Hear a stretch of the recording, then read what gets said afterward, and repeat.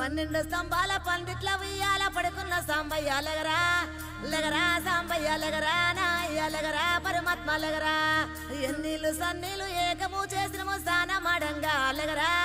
లగరా సాంబయ్య లగరా నాయ్య లగరా పరమాత్మ లగరా మల్లెలు మాలలో నీకోసం తెచ్చినము అలంకరించంగా లగరా